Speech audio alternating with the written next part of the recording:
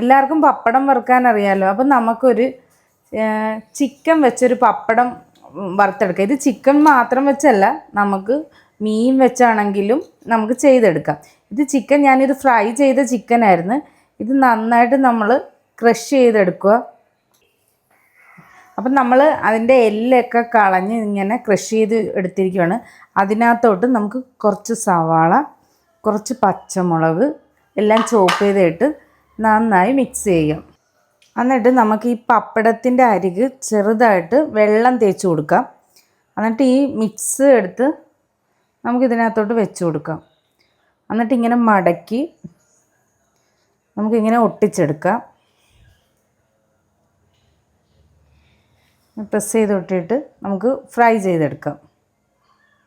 അപ്പം നമുക്ക് പപ്പടം ഫ്രൈ ചെയ്തെടുക്കാം. ഓൾറെഡി നമ്മൾ ഫ്രൈ ചെയ്ത ചിക്കനാണ് ഇതിനകത്ത് ഫില്ല് ചെയ്തിരിക്കുന്നത്. അത് കാരണം ജസ്റ്റ് നമ്മൾ പപ്പടം ഫ്രൈ ചെയ്യുന്ന പോലെ തന്നെ നമുക്ക് ഫ്രൈ ചെയ്തെടുത്താൽ മതി. ഇതിനകത്ത് നമുക്ക് ഫില്ലിംഗ് ആയിട്ട് മീനാണെങ്കിൽ എന്ത് വേണമെങ്കിലും വെച്ച് നമുക്കിങ്ങനെ ഫ്രൈ ചെയ്തെടുക്കാം.